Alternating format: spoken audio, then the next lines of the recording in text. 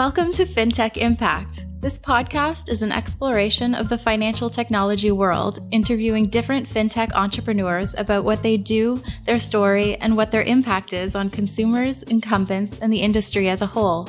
Here's your host, award-winning financial planner, university lecturer, and writer, Jason Pereira. Hello, and welcome to the Fintech Impact Podcast. I'm your host, Jason Pereira. Today I interview Paul Resnik of FinaMetrica. FinaMetrica is a risk assessment company. They provide tools in order for advisors to better assess the risk tolerance of their clients in order to ensure that the portfolios they're being placed in are not beyond their tolerance of risk. It sounds simple enough, but unfortunately the industry is taking a bit of a back-of-the-napkin approach to how this sort of thing is done. So this is a bit of a different interview in that, unlike most fintechs, FinaMetrica has actually been around since the 90s. They may have started in a non-technology way, but they've adapted to changing climates, and their entire platform is now digital and cloud-based. So I hope you enjoy this interview with Paul as he shares his journey and explains to us how he's tried to turn the art of risk assessment into a science. Now, fair warning, some of my personal biases on how financial advisors should work come out in this podcast, so I hope I don't offend too many people. Enjoy. Hello, Paul. How are you doing today? I'm well, my mate. How are you? I'm very well. Thank you for making the time. So where are you today in the world?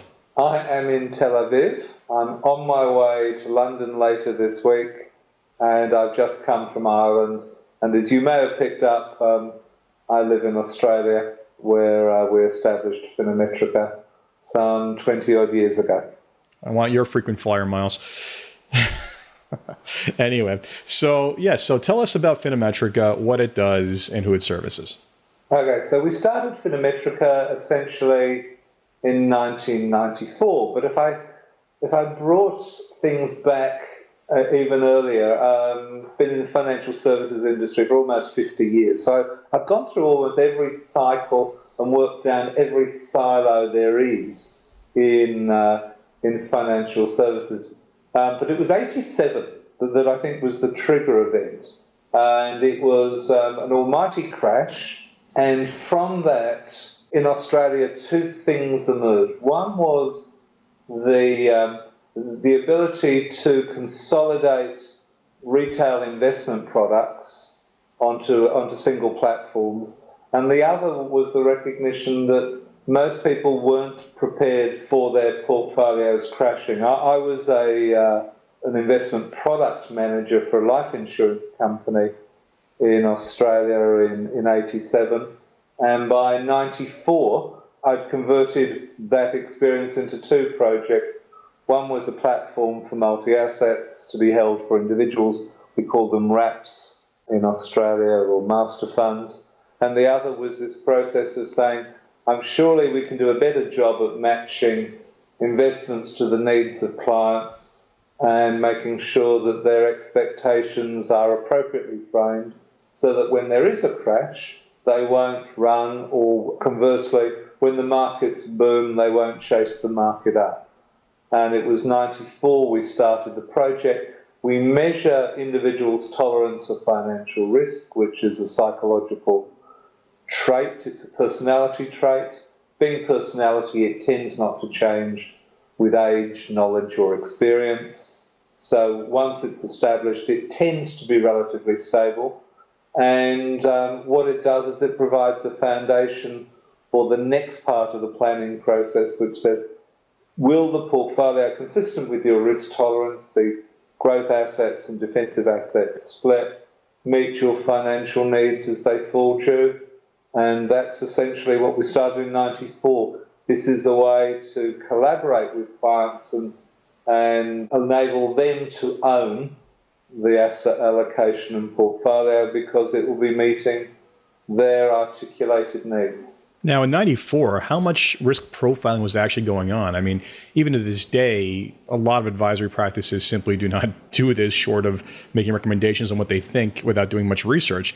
I still hear it's a struggle with many people in this industry to get advisors to do this. But I kind of think back when you started this, it must have been frontier territory. I think what you're saying, it's still frontier territory. Unfortunately. Yeah, we were not received with huge excitement, and we still continue not to be received with excitement. Planners find our stuff often intrusive. There's a long tradition of telling people what to do. They've come to me because I'm the professional and I know the best portfolio for them. So it's been a long and tortuous journey. 94 we started, we launched in 98. So it took us 4 years of research and building the platform. And even now it is only in regulation over the last 2 or 3 years where risk profiling, risk tolerance is being asked to be done. Rarely is there anything in the regulation that says you have to do it well, that you have to do it with any rigour. And it's only in the last little while that even the European regulation has got to it. It's from essentially January the 3rd, earlier this month, that European planners have to take into account clients' risk tolerance. But once again, no detail about how it should be done. And many advisors, unfortunately, we haven't been able to convince them of the benefits of the client owning their plan.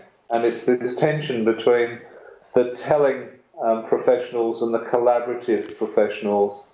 And at the moment, goals-based planning that many of your listeners will be now familiar with is the other limb of this.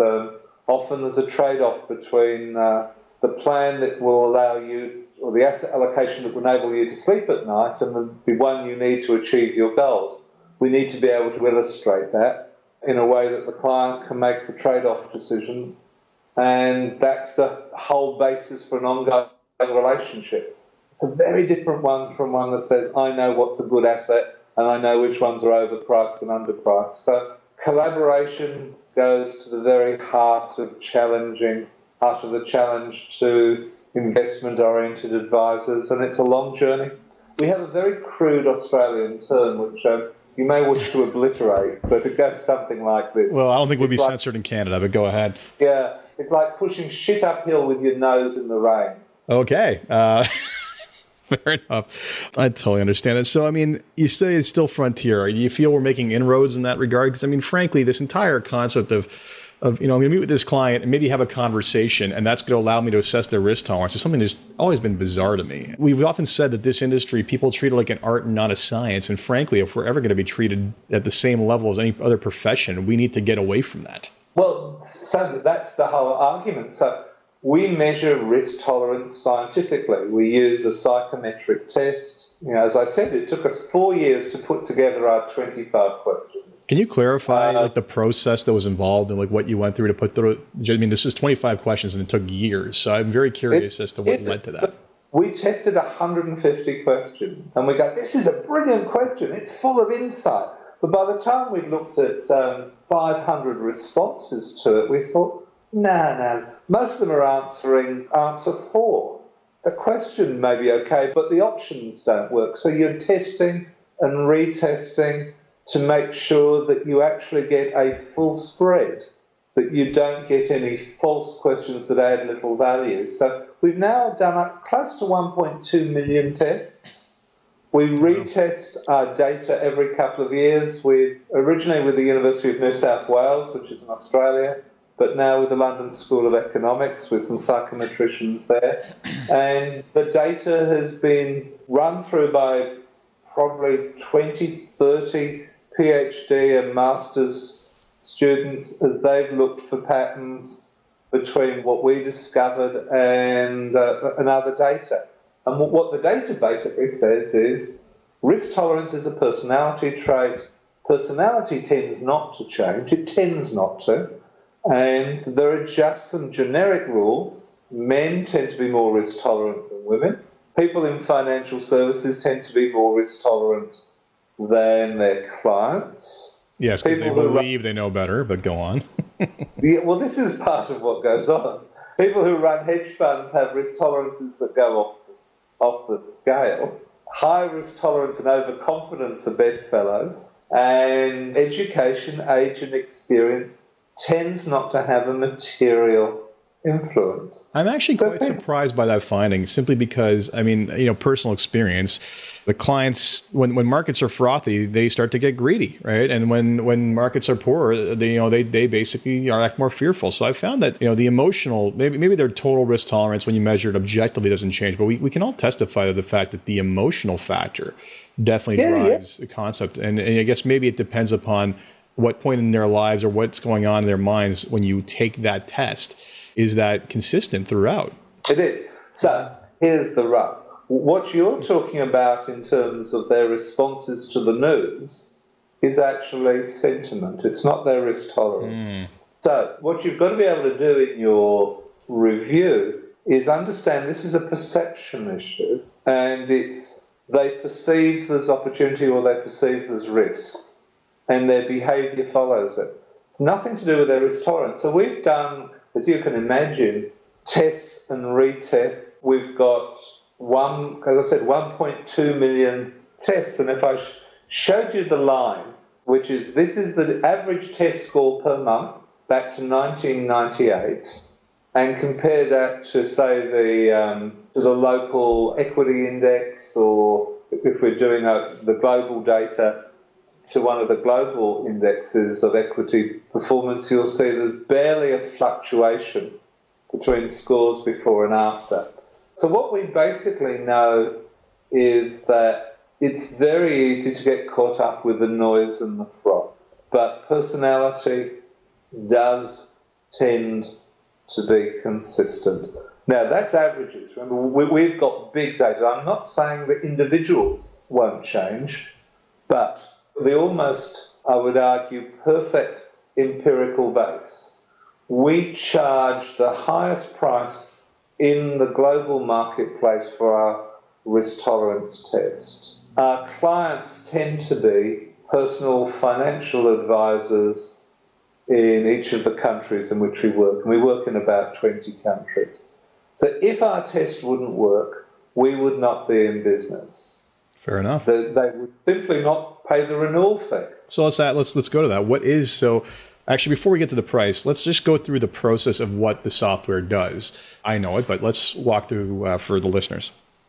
Okay. So essentially, we start off with a questionnaire, which is 25 questions. And we don't measure investment risk tolerance. We measure something a bit broader. We call it financial risk tolerance. So we're measuring something which is their full financial perspective of the world. And let me juxtapose that with other risk tolerances that you may have come across. Something like ethics, that there's an array of outcomes in terms of individuals' ethical adherence. There's physical risk tolerance. Some people seem to want to push the adrenaline both at weekends and during the week, and other people are fearful of walking across the road. There is social risk tolerance. Some of us dress in lurid shirts and others of us in blue suits with white shirts. These are separate risk tolerances. There is no cross-contamination of one to the other. And essentially, from our 25 questions, we're able to say, compared to others, this is where you are. And in our case, the scores are between 0 and 100, and we illustrate it through a bell curve. So the vast majority of people are in the middle of the bell curve. We have 7 risk groups. In risk groups 1 and 7, we have 1% of the population. The next risk group in has got 6. The next 24 in the middle one has 38. So the vast majority of people are in that middle group. So that middle group, what does that correspond to in terms of an equity allocation? Give or take 50-odd%, slightly above 50% equity exposure. Okay. So basically the software sends out this questionnaire. I know you have a shortened version. I think it's 12-question questionnaire. Is that the case? That's correct. We have a 12, which in our latest review with the LSE, we've discovered that a couple of the questions weren't adding any great value to our score, so it'll be reduced to 10 in our new update, which will due out in March, which we proudly call FinaMetrica 3.0, and so our short questionnaire will be 10 questions, and it basically uses questions from the 25 test, and same bell curve, just slightly simpler in terms of reporting. In 7 risk groups, we have 5, and what we've done is we've glued together risk groups 1 and 2, which made up 1% and 6% of the population, so that's now 7% in the lowest group, and then we've glued together risk groups 6 and 7, which are also 6% and 1%, so they represent 7%. We've added another algorithm in there because what's clear is that while we score each individual out of 100, we also report back how people answer questions. And let me give you an example. If you have a test where somebody could sit down and answer the first question high, the second question low, third question high, fourth question low, and so on, and get a score of average, let's say 50, and no comment that this person was mad, you know the test is flawed. In the case of our 10-question test, we report those anomalies. Okay. So at the end of the day, you streamlined this system, which is great, but so basically a risk profiling questionnaire, clearly best in class, and essentially spits out a range based on whatever, we can input, from what I can see, we can input what the asset allocation would be or the equity allocation would be in our various standardized portfolios. And then we would be told based on that, which portfolio the client has a best fit with, correct? That would be correct. So you take your model portfolios, and we give you what we call a mapping facility. Essentially, you just take your portfolios and x-ray them for what you believe is the growth and defensive split. So typically, you might have 3 portfolios or 4, just to give you an example, 25% growth assets, 50, 75, and 90. It's interesting because the thing is that I've seen tons of questionnaires over the years. Every fund company, every investment company basically generates their own. Clearly, they don't go to the same depth of research that you do. I've often scratched my head as to how some of these results work, because I'm sure you've seen this, and I'm sure you can testify to this. Sometimes you'll get these questionnaires where they show them these return sequence patterns, and a client will definitely say that they're not able to stomach something at a certain level. But then what will happen is the recommendation will in turn be the portfolio that has that degree of risk, which is always very shocking to me. I take it, the level of depth that you've gone here, you're looking at this from various parameters, as you said. I'm guessing it's far less likely to happen with you, is it not? What we know is the markets will do what the markets will do. So what are we looking for? So we do essentially 3 bits. Let me just finish with this second and put this third bit into context. Sure. We're able to take a score that the client says, this is me, or not me. So it's a discussion. But assuming that the client's agreed, we say, well, this maps across to this portfolio. Let's assume it's a new client, so we're not dealing with an existing asset grouping. But we then say, this is the model portfolio. These are our capital market assumptions. Let's look at broadcasting that, projecting that. If we have an integration with PlanPlus, who we merged with a few months ago, but we can integrate with any other Monte Carlo model. And you say, well, this is the likelihood of you achieving your reasonable goals. What would you like to do? Now, you can test that portfolio, scenario test it. We have integrations, for instance, with a New York-based scenario testing suite called Riskalyze that some of your listeners may have heard of, where you take a particular portfolio and you say, what can happen if, in a 2008, if gold goes up $300, if oil goes back up to 120? So you look at a range of scenarios and say, well, can the client live with that? Can they live with it financially? Can they live with it psychologically are the 2 answers. So we provide that in 2 ways. So you can go to Riskalyze to do the modelling. You can use our back history. So we provide in each, I think, of 9 main countries in which we work, 11 portfolios with a back history up to almost 50 years, looking at 18 storyboards, 18 stories to benchmark that to the client's particular circumstance. So let me give you an example. We look at the nominal returns, the highs and the lows. We look at be adjusted for inflation returns. We look at the 10 worst falls, how long it took to crash, how long it took to recover.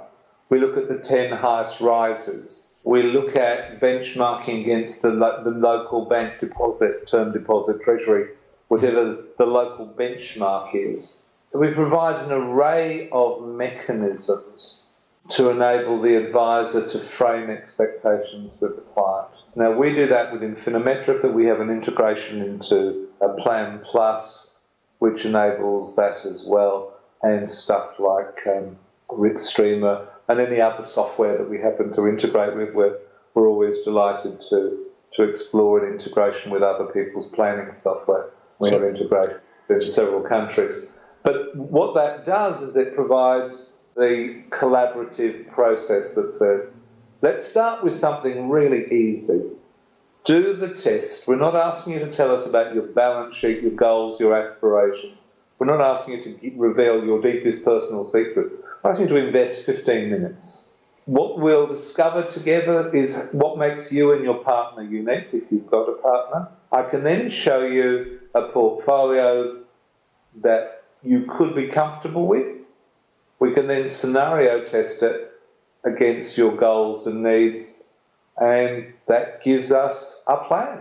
Next year, the plan will start, as ever, with your risk tolerance. It's unlikely to change. Sometimes it does. We've come across circumstances where it does, but it tends not to.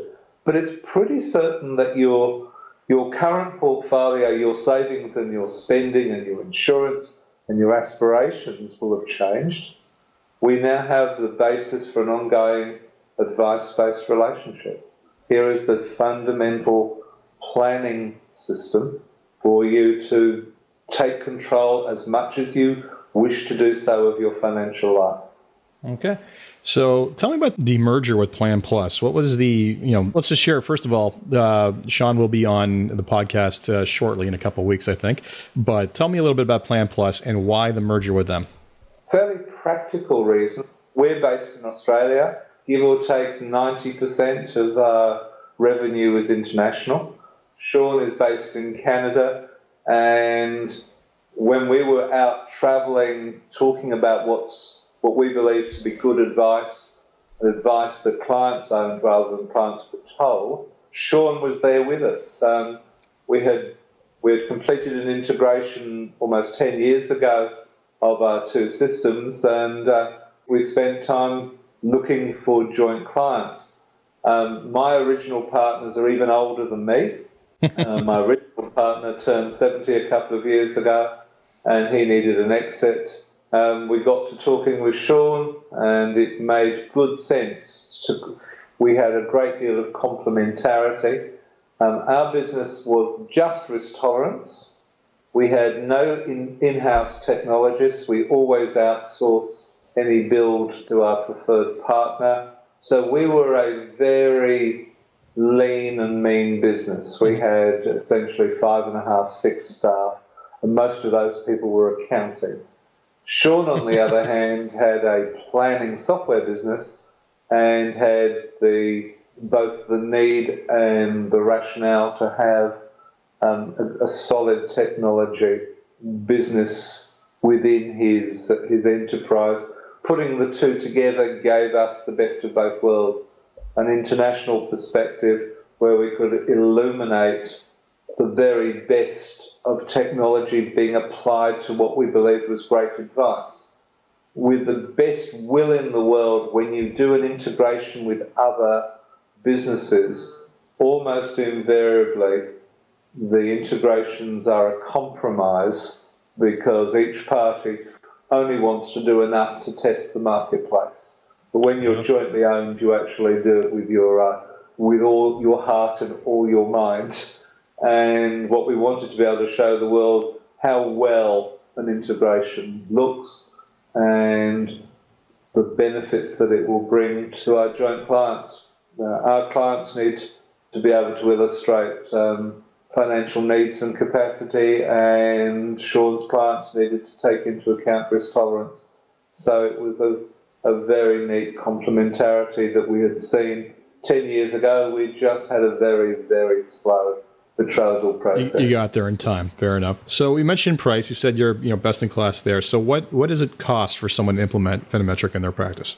Give or take $800, $900 a year in various countries. We, like many businesses, we tried a global similar price for every country. It took us about 3 years to recover from the bruising that caused. What we basically do is we recognise the value that we bring in each country. In some, the value is high, people are prepared to pay the price, and others, everything is scaled down, and we scale down to meet markets. So give or take, it'll be under $1,000 in Canada. Back to the entire difficulty, you say is still a frontier. It's interesting because in many ways, look at that price and I say, well, that's completely reasonable to base your business about. Something that's so core to investment management to pay that much for a year is a steal. And quite frankly, though, I'm sure that I would get plenty of competitors other advisors saying the complete opposite, simply because they'll use whatever thing was conceived of with little scientific research that's available out there, or they'll just pick it out of thin air. In a lot of ways, unfortunately, I don't envy your position. You're fighting with air in a lot of cases. We are. We're fighting for mind space. We're fighting for people to stop long enough and listen. And Daniel Kahneman, the psychologist who got the Nobel Prize for economics. One of the founders of behavioral finance. Yeah, I think his later book, Thinking Fast and Slow, pretty much describes our process. Thinking fast is our great survival. Thinking slow hurts. And the people that think slow tend to be eaten by the crocodiles and fall off the edge of cliffs because they're too busy thinking and not paying attention. Those that think fast are using mental shortcuts, are using their intuition, are buying brand, are doing what everybody else does. And that's the fundamental human condition. Those of us that stand at the edge are vulnerable, and it takes a long while. The notion of paradigm shift resonates very clearly. I don't know if many of your readers will remember, but paradigm shift came about, it was brought to the world by a guy called Thomas Kuhn, who was a sociologist of knowledge, probably 25 years ago. And it was looking at the shift from an Earth-centered to a sun-centered universe. In an Earth-centered universe, everything had its place because we were at the very epicenter of the universe. The moment you went to sun-centered, everything lost its place. And what it did, in an Earth-centered universe, you couldn't navigate because you couldn't work out what the stars did. You couldn't work out why the moon was where it was because you couldn't. The mathematics didn't work. Yep. The moment we went to sun-centered, we could navigate. Navigate enabled us to be commercially more robust. We could actually go to other places, colonize them, and move goods around. It's interesting how apt that years for that, from people saying the maths doesn't work because there was a built-in bias to say, no, we need an Earth-centered universe because we need this great chain that enables no social mobility. The moment you have a god, you have a pope, you have a king, you have a lord, you have a serf. We don't want social mobility, everything in its place. So that there is your prime example of human behaviour. It took 2,000 years. We've only been at this since 1994. It's such an apt analogy because, I mean, everything you described in terms of, the thinking fast and slow process and the shifting from something that an environment where you can't really explain what happens because it's more of an art than a science. And then when you make that paradigm shift, the science becomes true. That is such an apt analogy for the financial planning industry in general, simply because, you look at the origins of this industry, it goes back, financial planning, probably 40 years at most. Investments have been around for a lot longer than that, but modern portfolio theory goes back to, I believe, the 70s and 52, so far earlier than I thought it was. So nevertheless, but at the time it was pretty much useless because you didn't have computers that could run those equations, and now it's now it's stalwart poised. And the interesting thing too is I can imagine the cynics out there saying, well, do I need this severity, or how bad is it? Well, are you familiar with the study that's being done out of Georgia on risk? It was a survey that was done, and Sean at PlanPlus was part of this, where they surveyed different advisors about what would you do in these various scenarios? What would the target allocation for this client be, for this client be, for this client be? And the results were completely all over the map. It was so bad, and I'll take away from you some time from you here, but it was so bad such that there was one scenario, one case that was identical, that was separated by one question, and it resulted in completely different answers from the same advisors. Yes, so there are a couple of comments I can make on that. One is the one that took me a long while to get to, and then I went, oh dear. Most people are not taught in any of the courses I've seen how to do a financial plan. So there's no education. What there is a series of, here are some words that you have to apply, but nobody teaches financial planning.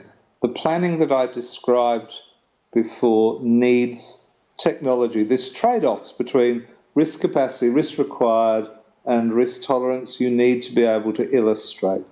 The moment you have that, and you have that in front of a client, you have a plan. And what that research showed, that in the absence of any discipline, advisors go with the one that best meets their personal predilection. Well, there was an observation made at the FPA conference as to what the best fit model that actually fit the results. And shockingly and frighteningly enough, it was 100 minus age. That old rule of thumb was the only thing that really was the best fit model for that entire process. And that was, to me, just utterly shocking. Both hands, my face went to both my hands at that point, thinking, how are we still at this level? And that's because nobody knows this is the arrogance of the entrepreneur that we got to in 94, which was, why did we do this? Well, we did this because in 87, I saw my business absolutely smashed. We went from writing 50 million a month to 1 because nobody trusted us. Our marketing materials, I had written them, did not disclose how bad things could be. I remember the furious clients coming in and telling me that I didn't deserve to clean shoes for anybody based on my skills at communicating risk. That was 87. It is now a full 30 years later, and we still only have words in the regulation. Nobody tells you how to do it. And so it's not surprising people do mental shortcuts. What's the easiest mental shortcut? Your asset allocation is taken away from 100. I can remember that. It's the same as what's the best retirement income. It's currently 4%. Why? Because it's the easiest thing to remember. But what we're trying to do is the exact opposite. Stop it being a meaningless formula, but it being the plan of the client. I mentioned before this notion of you want the client to own it.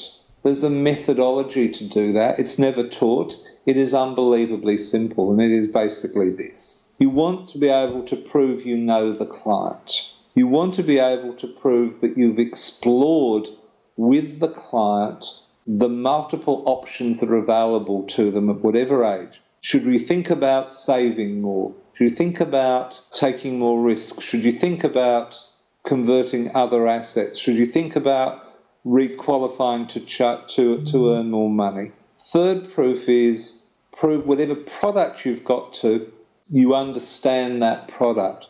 Because the final part of the process is to say to the client, based on your current circumstances, your needs, goals, and aspirations, this is the product that I'm recommending. This mixture of products and services will meet your goals. Mm-hmm. This, however, is what could happen when it goes wrong. But if it's the case of accumulation, shouldn't be a problem. You'll just buy more because you're going to continue to save. In decumulation, you may need to change some of your spending patterns. We need to be able to test now your capacity for loss. Are you now comfortable to proceed? Because what we've got is we've got history that will tell us something about volatility and uncertainty and recovery. And we can use that as a decent starting place to say, well, what would happen if it took 10 years to recover? What would you do? If you've got liabilities you've got to meet, maybe we need to do something about those so that you can reduce your spending. Maybe you'd move out of the city. Maybe you move in with one of the kids. Maybe you downsize. Maybe you divorce your wife. That never results in a better outcome. Never. I'm sure you're right.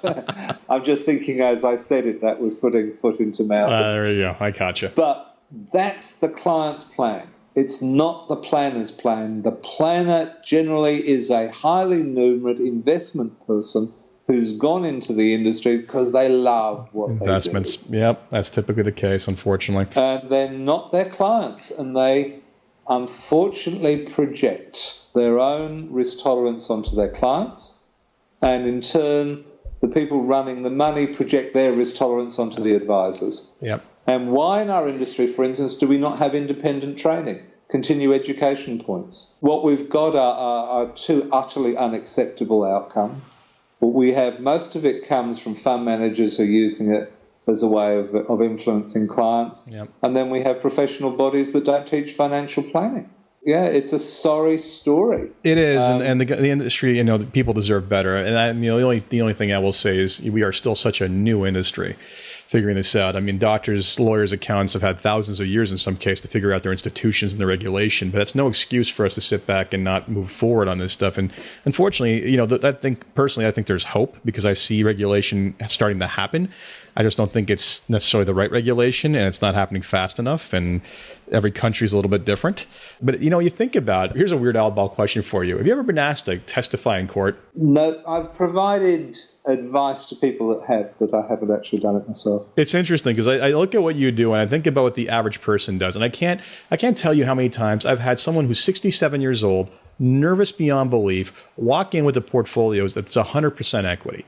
And this is someone who was never suited to it. And whatever risk analysis I use, which is nowhere near as complex as proven as yours, which I need to take a much more serious look at yours, it's very obvious that this person has been exactly as you said, far too exposed to risk because the manager has imposed their risk tolerance onto the client. And I think to myself, given how the shoddy way in which we manage things and the industry manages things and the shoddy way in which risk tolerance assessments are done, I can't imagine that there won't be a time that you'll be called in as an expert witness at some point. Because it just seems like it would make sense. Well, I think you're right. But here's the other part which I'll give you as expert witness. I was saying earlier, I left the corporate world in 91 and I'd set up a life company and an asset management business in the few years before I left. So I was very conscious about how you value your business. And the 87 crash really had helped me better understand it.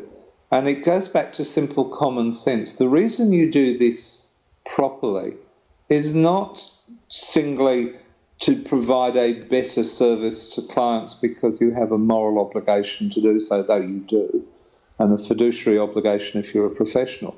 It's really to be part of an unbelievably successful business. The present value of a future income stream from clients who are satisfied, who don't churn portfolios because they're chasing the wind, is going to be significantly better. You're preaching to the choir. I mean, I fully believe that. That's how I run my practice, and our turnover rates are incredibly low, and these relationships last decades.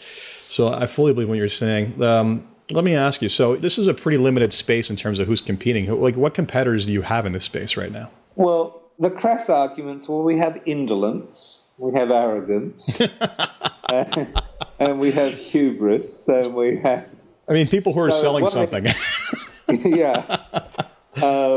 So there's still, I was looking at a survey the other day, over 50% of advisors surveyed were using in-house risk tolerance tools. Was it a T3 survey or was that something else? Yeah, it was a T3 one last year.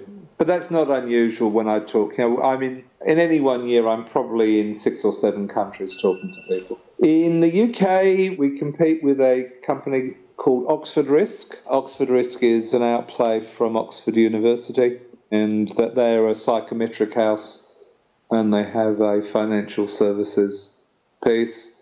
In the US, our major competitor is a firm called Riskalyze. Riskalyze use a different approach, ironically based on some psychology, some Daniel Kahneman work, according to their marketing, that they use gamble questions to assess risk tolerance. So that they give clients views of upside and downside of a portfolio value in 6 months' time, and look for the tipping point for gains versus losses, and take the view that that's a measurement of risk tolerance. So I've often felt that when we start talking about investments in the parlance and the language of gambling, I mean, they're both based on probability.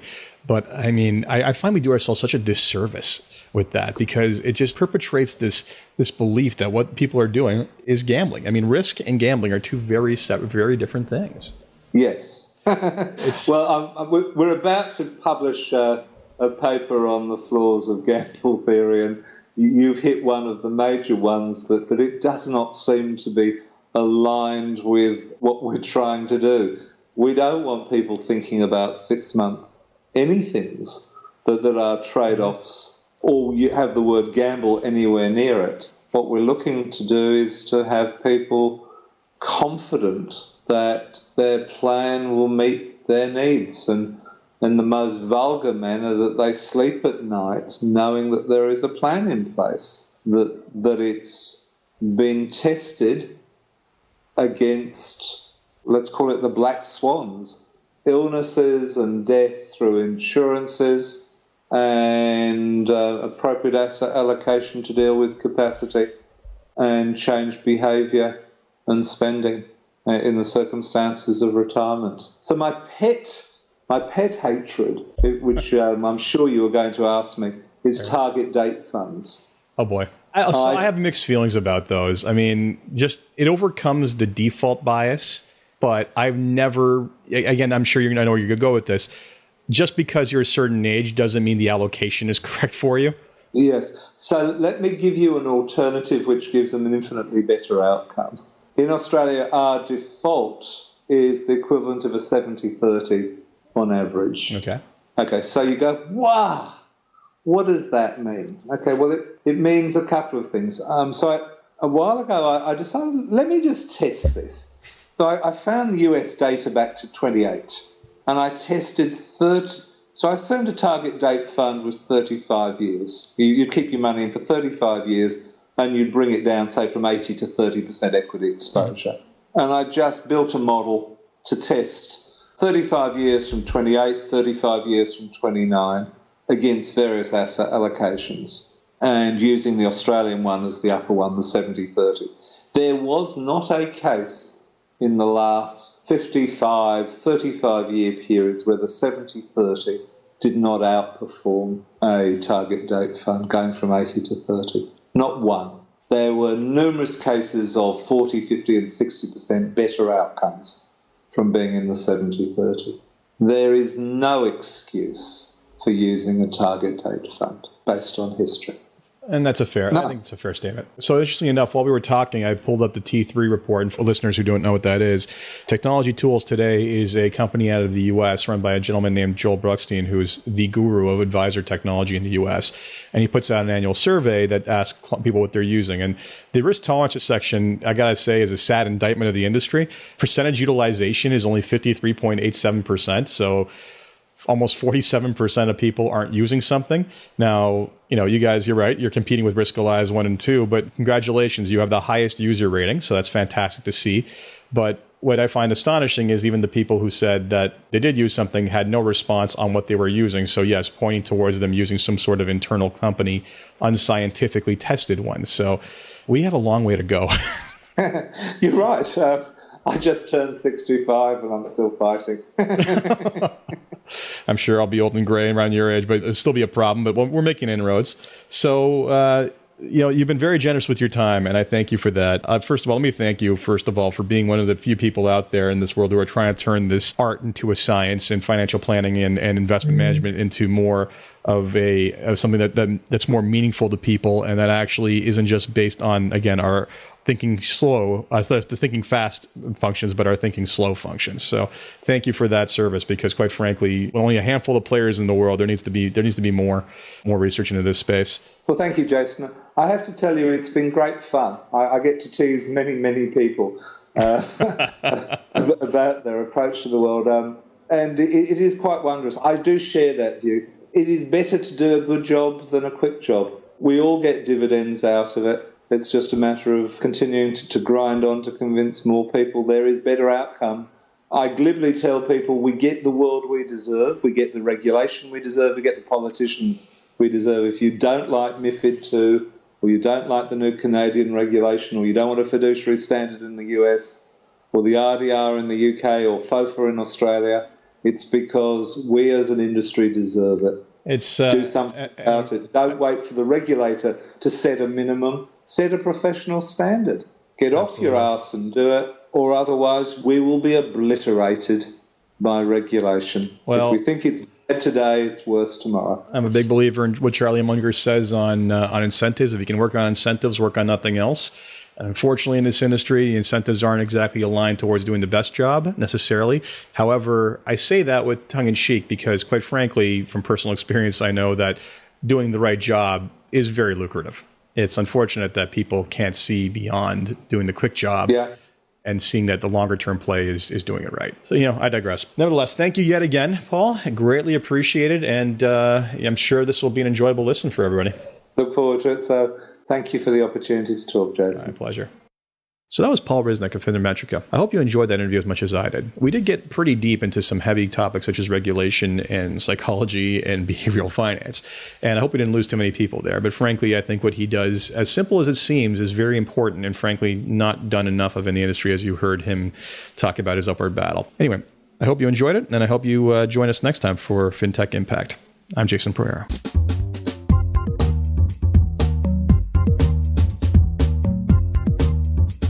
This podcast was brought to you by Woodgate Financial, an award-winning financial planning firm catering to high net worth individuals and their families.